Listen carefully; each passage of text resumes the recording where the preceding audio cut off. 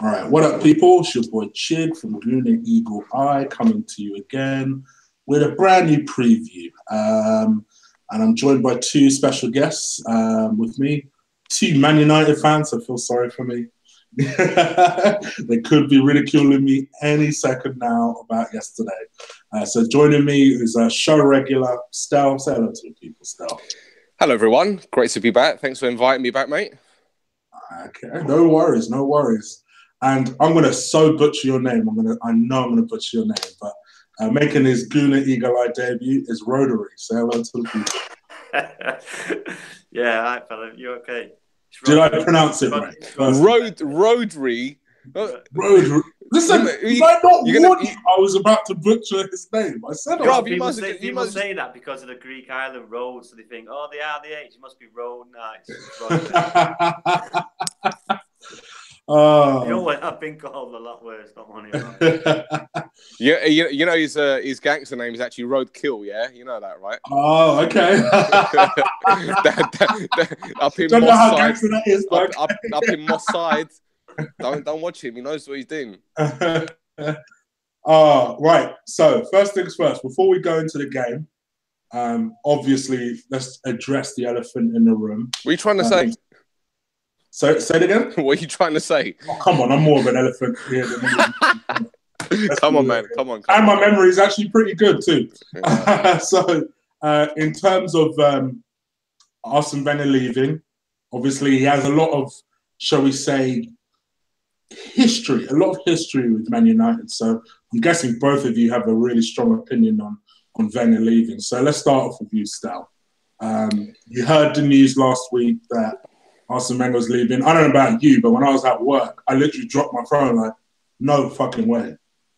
And then my boss looked at me and said, yep, it's true. She didn't even know what I was talking about. She's like, yep, he's left. He's leaving.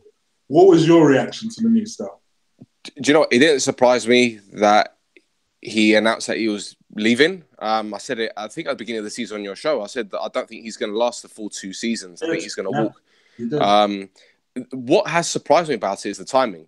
I'd have thought he'd have done it at the end of the season. Doing it now, I don't know if it's going to galvanise the team or if it's going to take them backwards, because we saw with Ferguson, when he announced his retirement, a lot of the players down tools. Not the first time round. I'm not talking about the latest time when he actually packed it in. It was when he decided to retire. I think it was a couple of years. Was it a year after Van Nistelrooy signed? I think Rod might correct me on that. But I remember we were after Sven-Göran Eriksson, and the moment he heard that Eriksson was in the in the front line, he thought, "Fuck this! No, I'm changing my mind." And he did a U-turn. So I thought, well, are the Arsenal players going to react positively? Because obviously a lot of players haven't been playing for Arsene Wenger this season. It's clear to see. But at the same time, would a lot of them say, right, it's his final few months or a couple months, we've got a Europa League game, the league is nothing there to play for, but let's win him the Europa League just to see him off. So I don't know, like I said, it didn't surprise me that he actually announced it, but the timing surprised me more than anything. Yeah, you've muted yourself, haven't you? So how about yourself, Rod? What was your reaction to the news? Yeah, I was shocked at first, like yourself, but it doesn't look, by the sounds of it, it doesn't seem it was his decision. It seems like he was pushed and told to go, or obviously he'd get the sack, and then that wouldn't look good at all. So I think it's different with Ferguson. Ferguson chose, he could obviously change his mind, in which he did, and I don't think Wenger can actually do that. He said he's leaving, and that'll be it. He'll be leaving. So I was shocked, but people have given him stick, and he has been a fantastic manager. I think now it's time to enjoy him and enjoy what he's done, and forget all the negativity and try and get back to winning ways. And it was a great result. Well, I say a great result. It was a great performance on Thursday night. The result wasn't so great, but if you take that performance in on Thursday, I'm sure they'll get to the final, because even though Atletico are a decent side, Arsenal can turn anyone over away or at home. It depends on what Arsenal turn up. It's crazy, isn't it? We've been such fierce rivals over the years, and it's almost like United fans and Arsenal fans have kind of just thought, you know what? Ultimately, at the end of the day, We both respect each other. I mean, it was so weird. I mean, I know it's them. I know it's the scum. But even when you guys played Tottenham last week, I don't think I saw an Arsenal fan on Twitter. Not even one little contrarian that was like a neutral in that game. Everybody wanted United to win that game. It's almost as though, I mean, even when you heard that Wenger was leaving, Jose, of all people, was really respectful. And I thought, what is going on? Stel, can you explain this weird relationship that Arsenal and United seem to have developed over the years?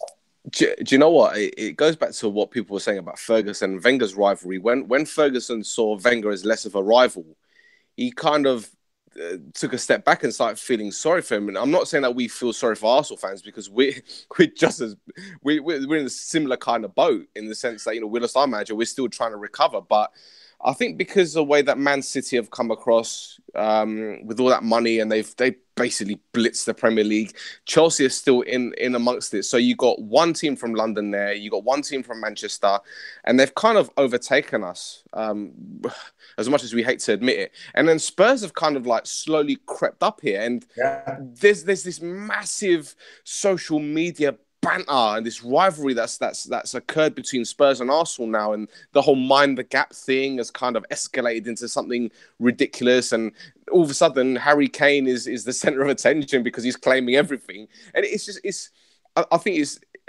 it's pathetic to see the kind of insults that are thrown at each other, but at the same time it's refreshing, because I think it's about time the rivalry between Spurs and Arsenal became big as what it used to be. I remember in the early 90s, there was that massive rivalry. You had Lineker, Gascoigne, Paul Stewart, and then at Arsenal, you had Ian Wright, Alan Smith, Paul Merson. And I remember the North London derby being fucking amazing back then, but it kind of fizzled out because of Arsenal's dominance. But when it comes to the respect between United and Arsenal, I think the respect has always been there.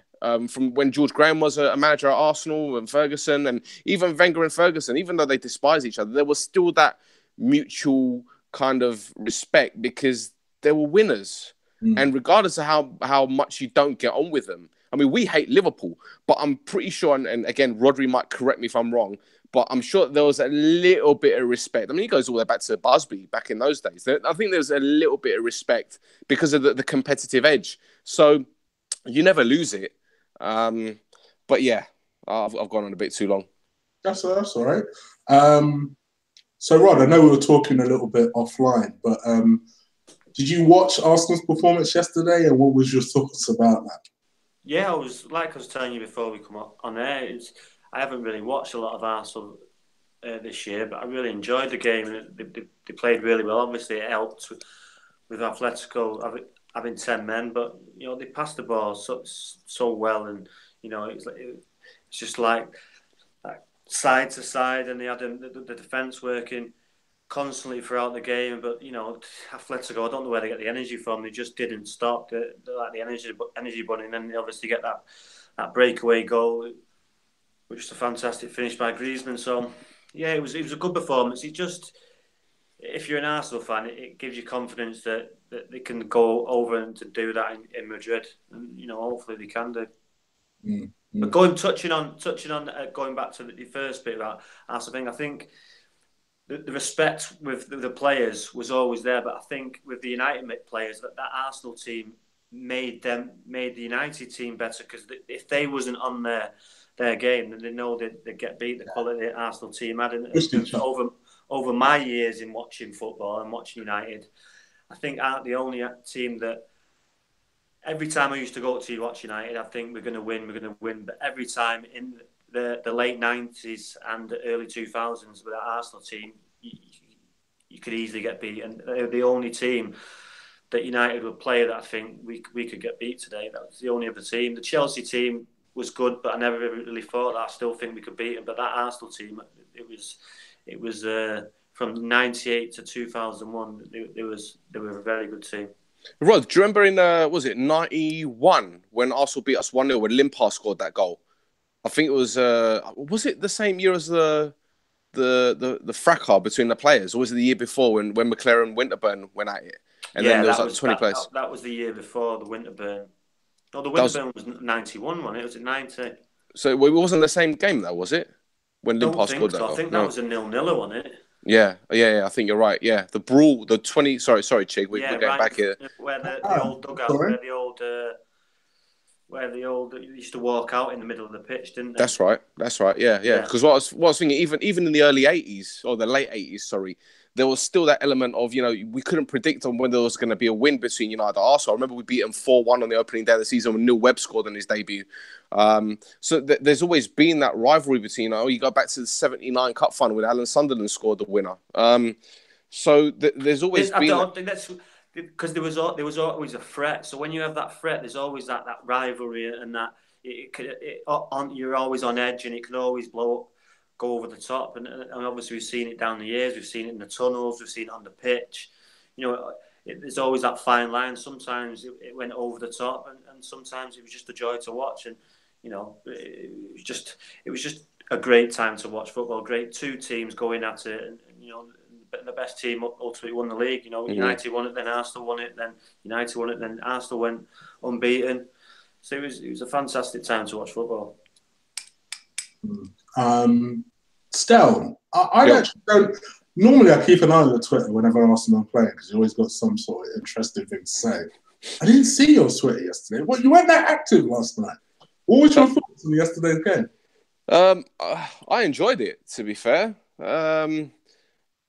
Arsenal were just Arsenal, dominant in possession, created a lot of chances. And look, as much as you've had a bad season in the league, in Europe, you've been blitzing teams. Okay, you've been blitzing nobody, to be fair, but you've been blitzing teams. And, Atletico Madrid, they're no slouch. They're second in La Liga. They've been in, 2 Champions League finals in the past 5 years. They're no mugs. So the way that you guys played, I know that you considered the away goal when everyone's deflated, and I saw all the comments on Twitter, and I was saying, in fact, you could read my comments back, and I will say Arsenal still have a chance. It's just 1-1. You can score at their place. I don't care about these stats about they've only conceded 4 goals in the league. I don't care, because when it comes to a game where they have to defend or they don't need to attack, mistakes can be made. I know that they're a solid unit, but in a one-off game, anything can happen. We've seen stranger things happen in football. So, and let's be honest, when you got someone like Lacazette, who I think has been fantastic this season for Arsenal, and I said it the preview show that he's going to be getting you goals, for Arsenal. When you got someone like that up front, you could get goals from nowhere. We saw his athleticism, his agility. He's quick. He's strong. He's the ideal striker. It's crazy that people in the Arsenal fan base, not even other teams, in the Arsenal fan base, was starting to write this guy off in January. You guys crazy. Like, what, are you watching something I'm not? Yeah, I was really, really impressed with him last night. I can't believe he's not played more games for you, because he was unbelievable in last night. He's a good player. It's just a shame that we don't also have Aubameyang. That rule is so dumb. And then for them to change it for next season, it's like, oh great, that really helps us now, doesn't it? Yeah, it's a big worry for you for next game if Diego Costa's fit, because he'll be a big problem for the 2 centre halves if he's playing. 100%.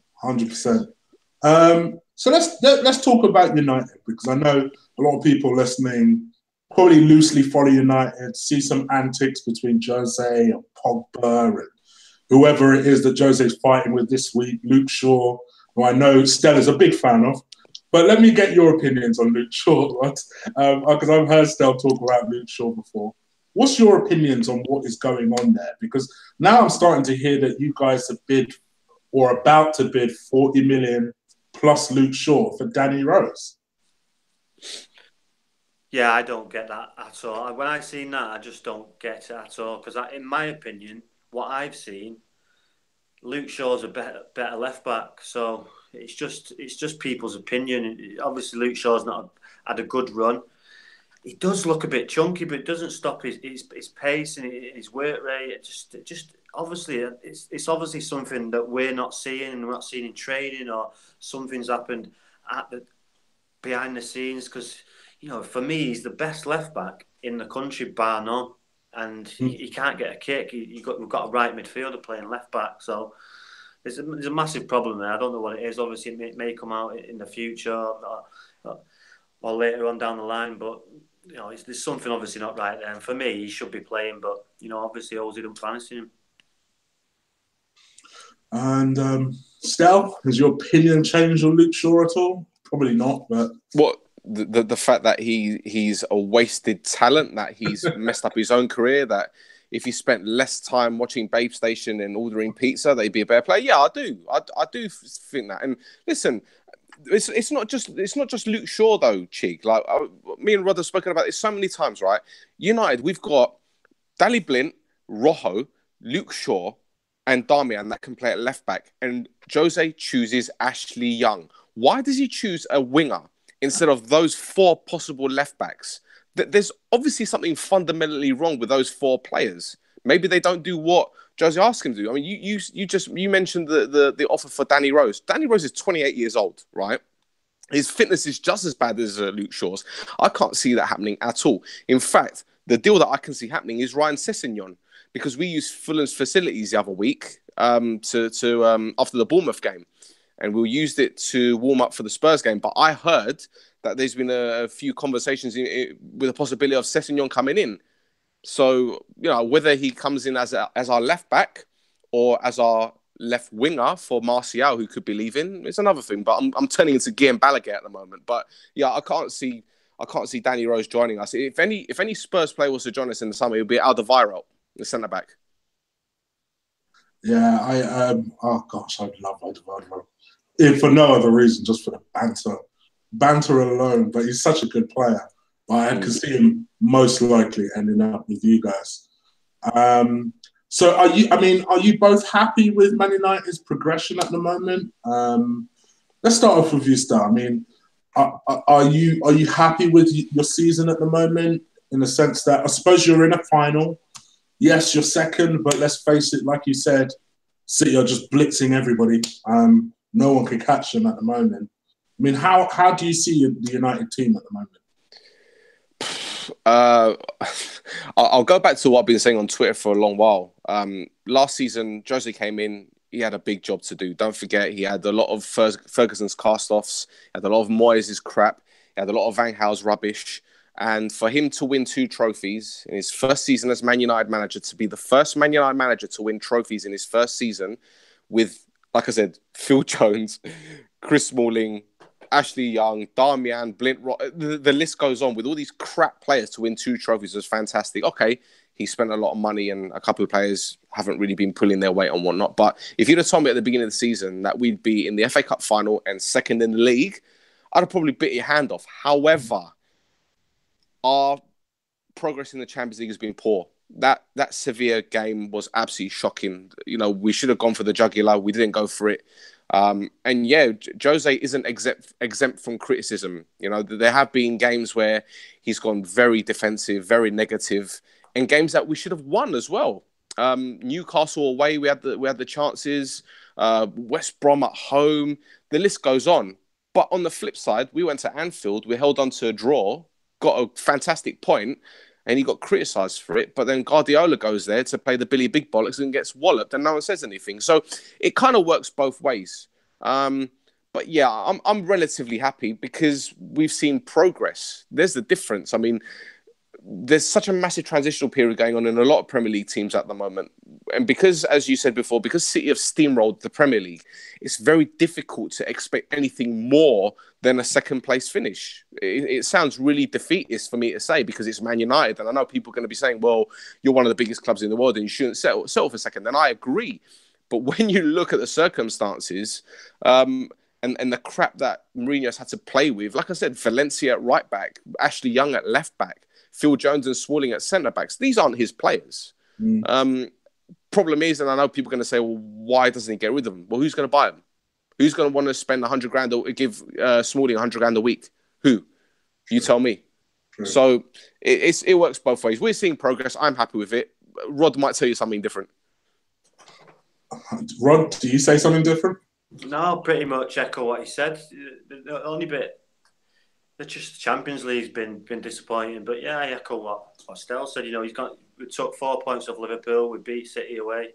some disappointing performances there, but he's obviously lacking some players that he still wants to bring in. I know he's brought in some, but he's still got some dead wood there that he needs to get rid of, and obviously needs 2 or 3 more players, and then there'll be more criticism next year, because if he keeps on performing the way he's performing and the way he sets his teams, like West Brom at home, got 2 holding midfielders. What's that about?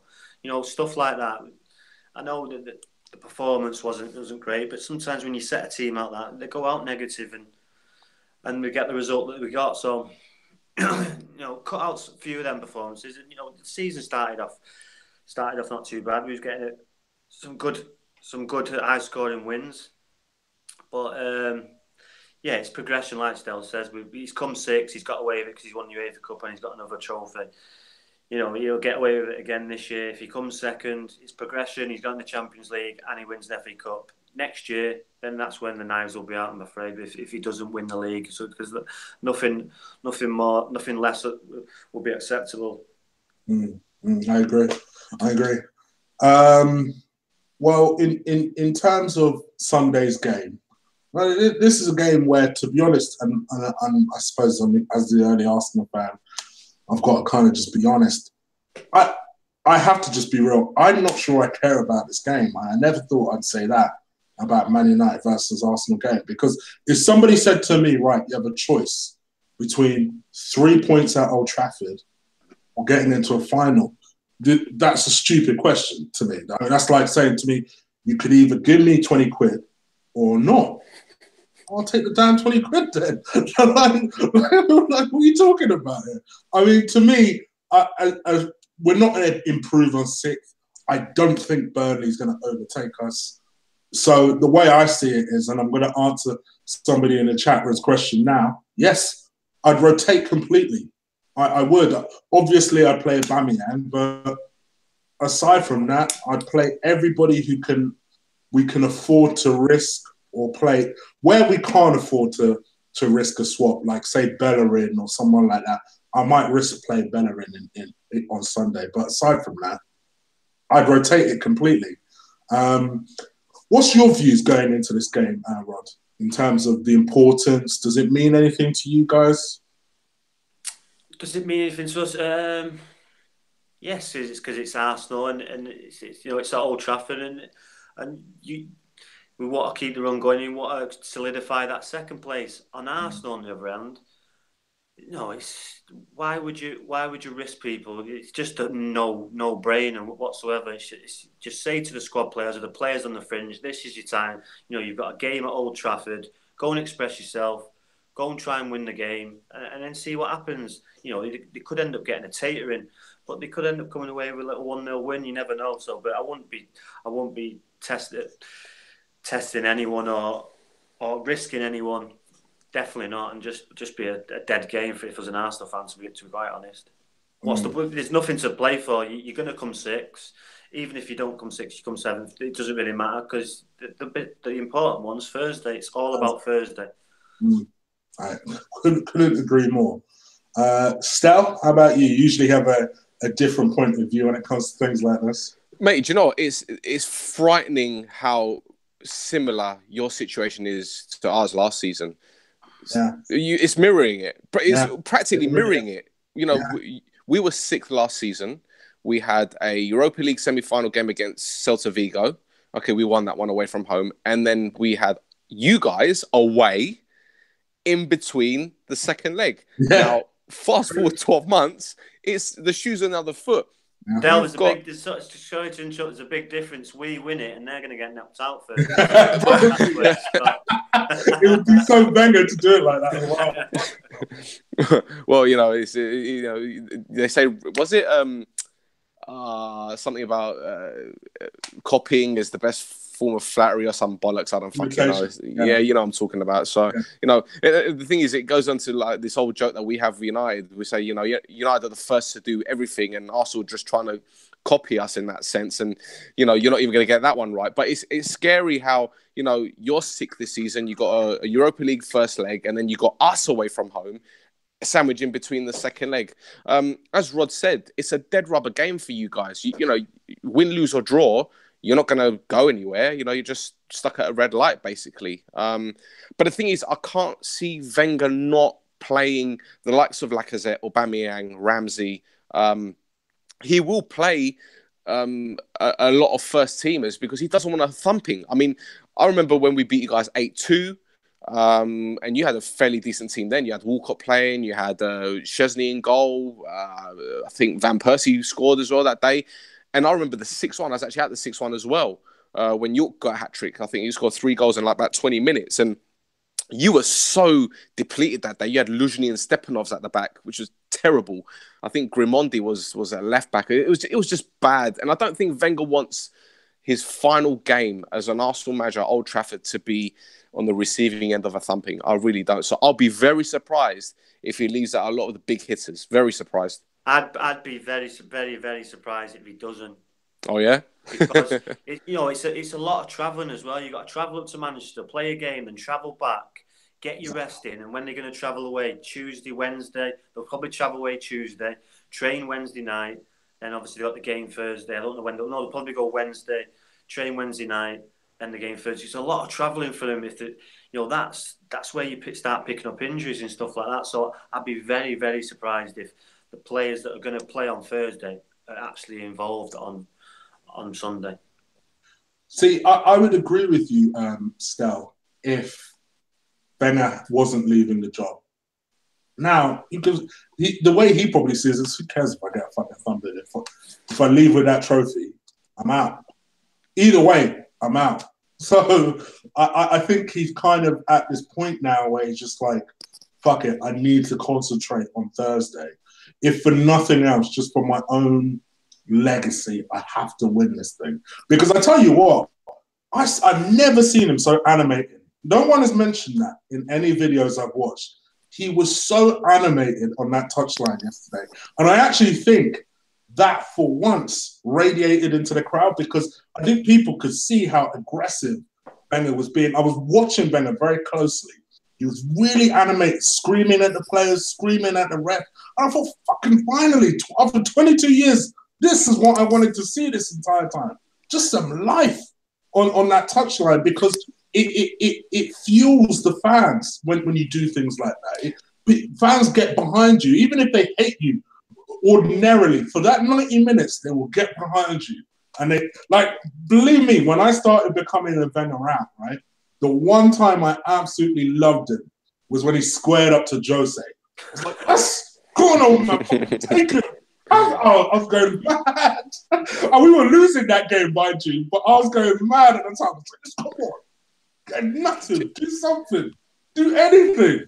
Yeah, but he tried it with Alan Pardew as well. When Alan Pardew I love it when he does. He has those moments of craziness, like Martin Joel is the most famous one, where he puts Martin Joel like, yes, fucking knock his bold head out. I miss Wenger for those things. Just for those little seconds of madness that he tends to express.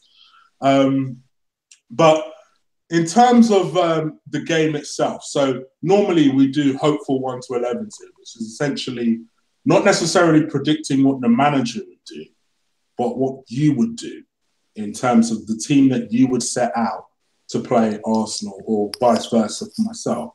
So, Stel, let's start with you. What would your hopeful 1 to 11 be to play Arsenal? My hopeful 1 to 11. Okay, I'd go De Gea in goal. I'll go back for Valencia, Bailly, Rojo, and Shaw.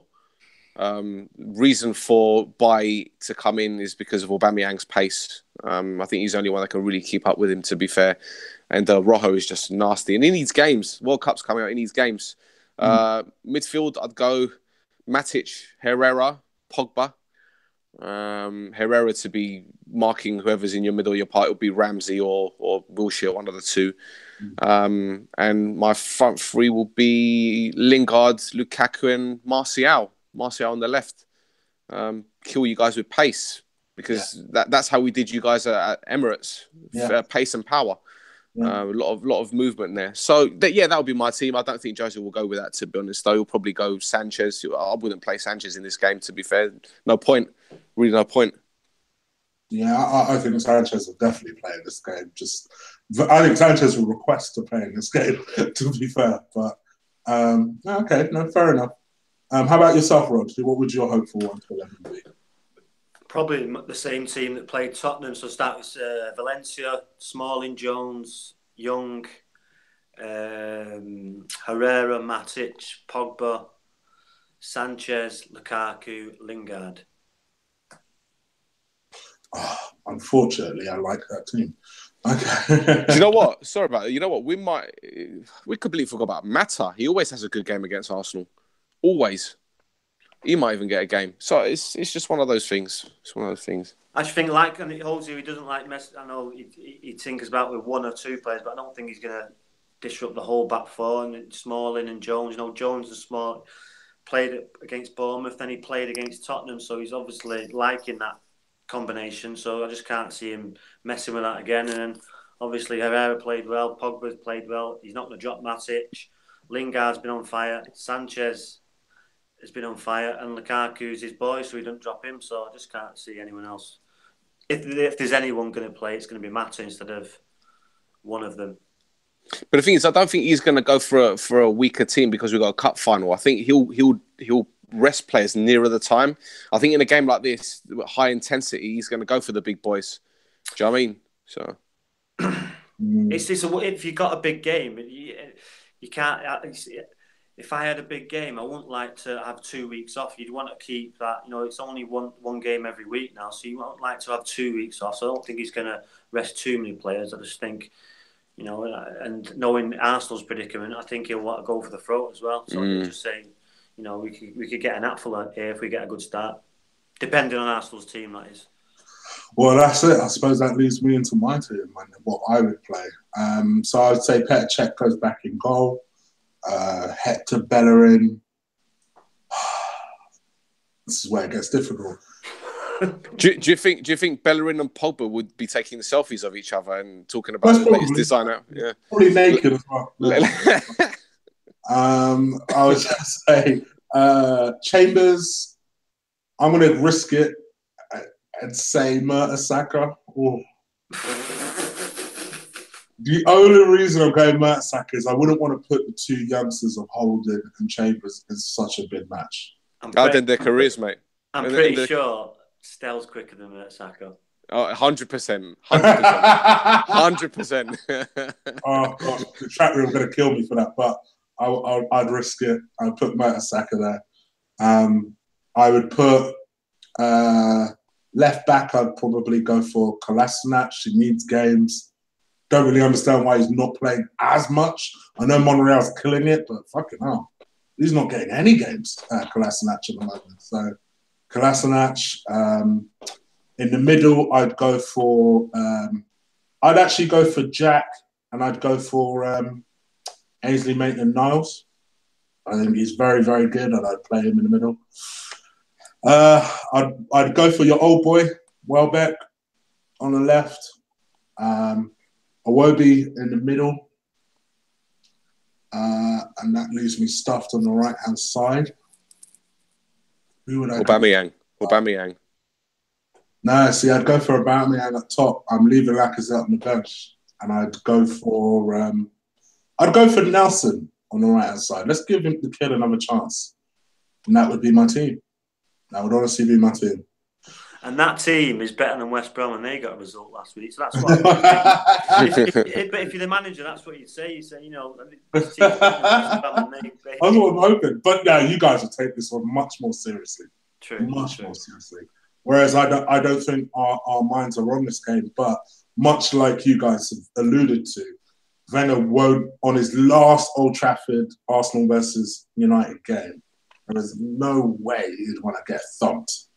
So that's where I do change my mind because I do, it's his last game. His last time facing Jose, most likely. So, I'm sure he's had some great memories. I can remember being at Old Trafford and Arsenal winning the league there. It was a terrible night that, but he's had some wonderful nights there as well. So I don't think he'd be too bothered if they get a beating. He's had a what was it? 7. What was the big score? The 8-2. 8-2, yeah. Bad results there, but. He's had some good fabulous result for you guys. That was the major. Well, that's what I suppose I was going to lead into before we get your predictions. What is your favourite Arsene Wenger memory? So, I've got a feeling I know what it is, but let's start with you, Rob. What would your favourite Arsene Wenger memory be? Arsene Wenger. It's probably the Jose one you touched upon. He did have his little snap moments, didn't he? He just went psycho. They were quite funny. I do like that one. And the first time when he come up, when he had them jam jar glasses, he looked like. But he's proved everyone wrong. How about you, Stel? Do you know what? I remember when he first took over, and I was one of the Wenger Who guys. We didn't have internet back then, so we weren't really able to do our Googles kind of thing, or our Yahoos, or our Lycoses, or whatever it was back in the day. So I didn't know who he was, but listen, David Dean worked miracles at Arsenal to bring in this guy. I don't have any favourite moments to turn around and say, oh my God, that was a great moment from Arsene Wenger, like from my personal perspective, but he did a lot for Arsenal. He did a lot for the Premier League, People talking about him changing diets and everything. Yeah, we've heard it all before. It's the same rhetoric. He changed the diet. He did this. But he rejuvenated the league. He made the league. He turned it from a stale, one-dimensional league into something that people appreciated. We appreciated good football. It wasn't just that. It was his eye for talent. Bringing in your Vieiras, your Petits. Okay, he brought in some duds like Kabadiawara and all these other players, but more often than not, he got it right. If I want to talk about a favourite moment, if I was an Arsenal fan, then it's obvious. It'll be the unbeatable season. It'll be the undefeated season. But for me, it's not that. It's the season 2 years before when you went the whole season unbeaten away from home. You were so powerful and clinical then. It was incredible. That was the one when we all scored the winner at Old Trafford. Was that when Overmars was playing that? No. It was the second season that they won the league. When Overmars was playing, was the first season they won the league. When he skinned your mate Gary Neville. Yes, you skinned him. But it was the second time that he won the league because I remember you guys played. I think it was Leeds United at Ellen Road, and you absolutely mauled them.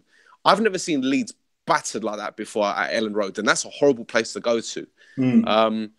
So yeah, because you had that O2 kit. It was an away kit. It was like similar to the one that you were in this season, but like a darker shade of navy. I think. Correct me if I'm wrong. Actually, I think I am wrong. I was going to say you lot beat Inter away from home that season, but that was the unbeaten season. I think someone would chat room will correct me, but yeah, that season when you went away from home unbeaten was incredible. That was a really powerful Arsenal team, much more powerful than the Invincibles. No, yeah, I actually agree with you. That was my favourite Arsenal team. I actually am surprised neither of you brought up the Jesus pose at Old Trafford.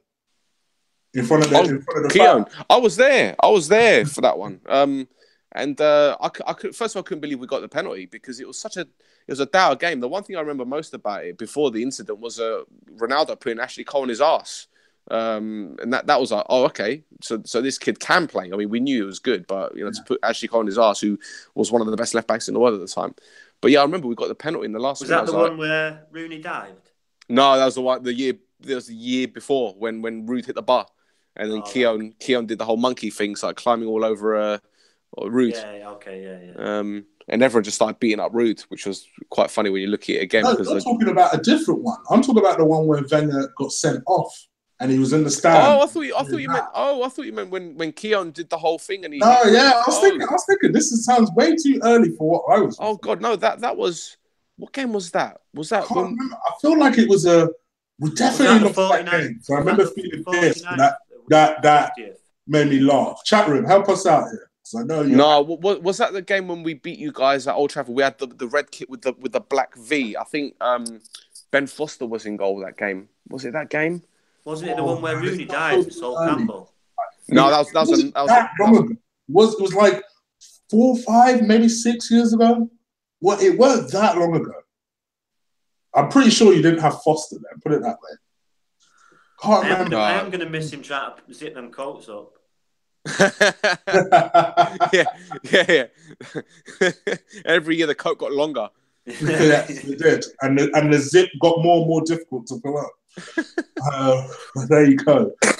Right, so I'm going to ask you guys 2 more questions before we wrap up. So, first of all, predictions for the game on Sunday. Go on, Rod, you do it. Oh, Arsenal fans, you're not going to be happy. I'm going to go for a 5-1. 5-1. Yeah. That's the only reason why I say that is because I don't think he's going to go with a strong side at all. So it's either going to be a 6-1 or 1-0 to Arsenal. Oh, God forbid. Right. Although I don't care about this game, I don't want us to lose that bad. Come on. No. Right, Stel. By the way, that game was 2009, and we beat you 2-1, and I think it was that same game I was talking about. It was. Okay. Yeah. I'm gonna go 2-1 United. I'm gonna go 2-1. I think you guys are gonna score against us. And I think it's gonna be a close game. That's gonna be much closer than Rod says. So anyway, 2-1 United. I hate predicting losses, but hopefully Arsenal fans will forgive me for this one. I think it'll be 3-1 to United. I think it will be competitive for a period of time, and then I think you guys will comprehensively beat us. I say comprehensively. I think you'll beat us and beat us well. I'm actually going as well, so it'd be fun. There you go. Oh, well, okay. And then one final question before I let you guys go. Now, I know you've got your United hats on, but there is respect for Arsenal there. So, in your opinion, and this question has been asked in the chat room as well, who would you guys like to see come in to manage Arsenal and replace Wenger? So let's start with Who would I like to see? David Moyes. David Moyes. Don't say Brendan Rodgers, all right? David Moyes. David Moyes. He's out of contract. He's out of contract.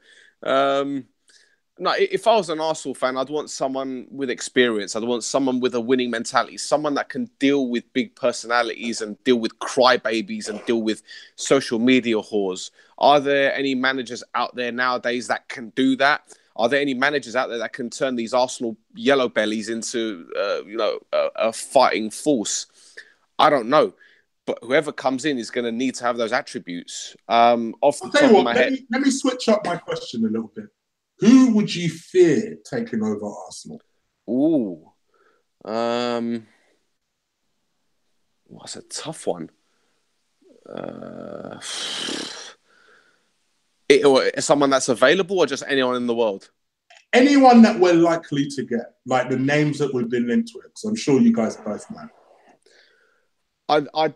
You know what? You're going to laugh. I'd say Antonio Conte. Okay. Because I think he's going to go in the summer. I think Chelsea are going to get Allegri. I've heard a few murmurings that he's practically agreed the deal, and it wouldn't surprise me if Conte steps in. I know he's not going to play the type of football that you guys want, but he's a very energetic manager, and we've seen that he can get the best out of players. And I don't mean to digress a little bit, but you not qualifying for the Champions League or even Europe next season isn't necessarily a bad thing, because you know what? A season out of Europe might actually help you guys. You can focus on the league. You can focus on rebuilding. We said it on the show the other day, didn't we, Rod? It's the biggest job in football at the moment. Okay, not just because of the size of the club, but because of what needs to be done. You've got players there that should have gone a long time ago. You've got a massive rebuilding process. The fans need to get behind the next man that comes in. The board needs to get behind them. It's not a case of like, oh, we're going to give him 6 months or we're going to give him a year. You got to give him 2 or 3 years. I mean, Mourinho's had, 4 transfer windows and he's still not got it right. And this is Mourinho. He's won everything they need to win. Mm-hmm. And listen, with no disrespect, right, but you've probably got at least, I'd say 6 players out that squad should be at Arsenal. The rest are just shit. Yeah. And whoever comes in, I'm not saying to take the piss. It's fact. It's fact. You know, but you just need to face facts. Yeah, you're a big team, and it's not as if that you've got small. No team like United or Arsenal or Liverpool becomes small. They just fall behind. They fall behind because the rest have progressed. The rest have invested wisely. They've made big decisions. And a lot of rebuilding needs to be done. So whoever comes in, you need to give them time. I don't care if social media says, "Oh well, we need to give him till the end of the season." No, you got to give him the length of his contract and see where you are then.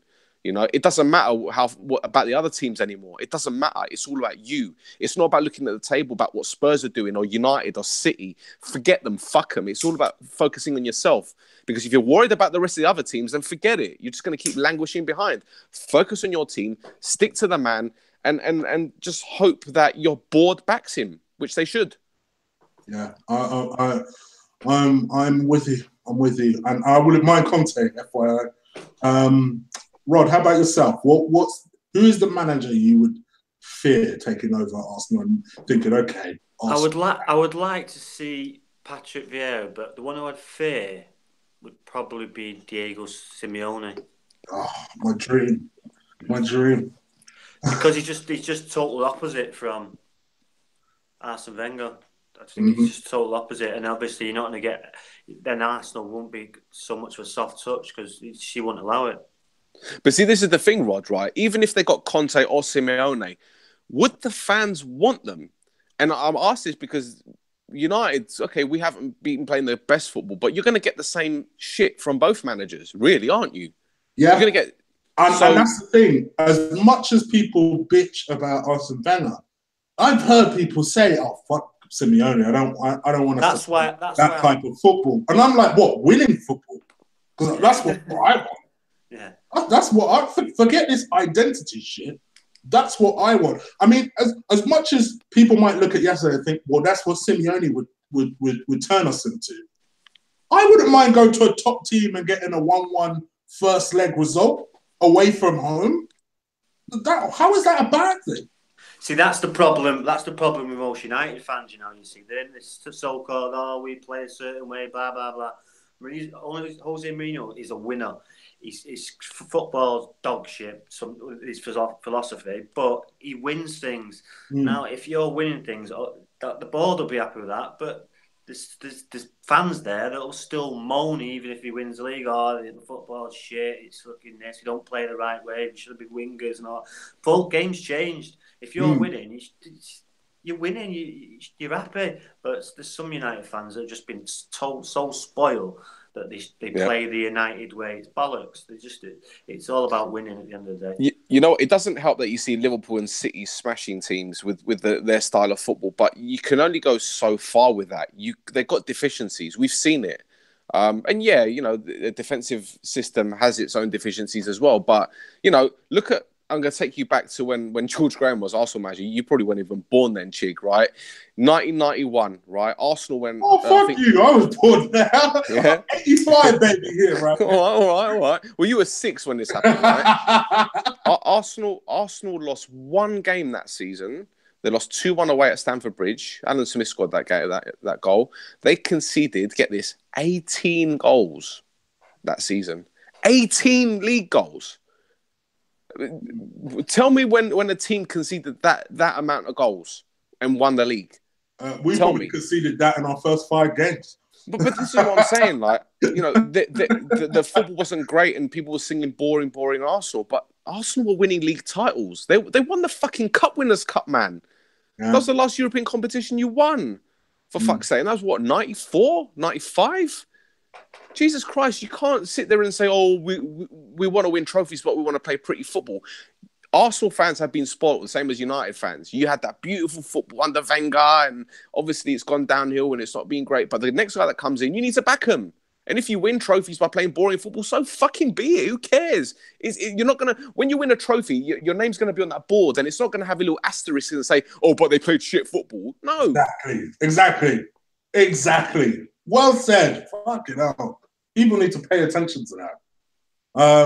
But anyway, thank you guys for joining me. And thank you to the audience for joining me on a Friday night. I didn't expect to get up to 80 people joining me live on a Friday night, quite honestly. So thank you so much for that. Boys, please let the people know where they can find you. These guys do 2 podcasts and they've got YouTube channels that represent those podcasts. So please let the people know where they can find you. So we've got one called Shoot the Defence, which we do every Tuesday night live. We talk about anything football related. We have a lot of banter on that one. And also, we do our United one called Viva Red Army.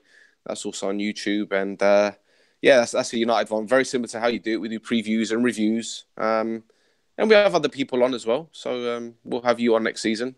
Yeah, I was going to say, where's my invite then? Well, when this is the first time we played you. Stop it. Stop it. Stop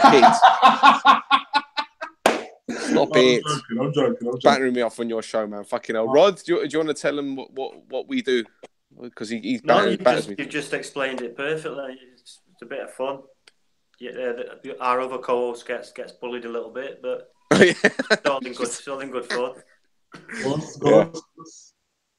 Well, no, it's a good show. I tell you what, you guys don't have enough subscribers, so I'm going to try and change that. Yeah, cheers, mate. You don't. No, for what you put out, you don't. Honestly, you guys definitely need a bigger following. So, everyone listening to this, give me 5 minutes. All the details will be in the description below. Give these guys a subscribe. Give these guys a huge like, and tell them that you followed them from me, so they know that this show worked for them. You know, because I like them both. Good guys, good fellas. And for United fans, they're all right. They're all right. So go and follow them. Speaking of following people, please hit that subscribe button, crush that like button, DT the shit out of it. I appreciate it every time you guys do that. And I'll probably be back to do a review. Don't suppose you guys want to join me for a review on Sunday, do you? Yeah, I'm down. Rod might not be. I have to do it on the phone, but I can, yeah. Right, okay. Oh, of course, yeah, you're going to the game. Yeah, so that'd be great. So come and join us for the review. We'll be live. We'll hit it up straight after the game. So literally just come back to the channel straight after the game, guys, and you'll hear probably me crying over the fact we just lost it. So do come and check that out. If for no other reason, just for the fans. All right, people, we're out of here. Go and enjoy your rest of your Friday night. Take care. And these guys, go and say bye to the people. See you later. Bye to the people. Bye to the people. All right. Take care, people. Bye.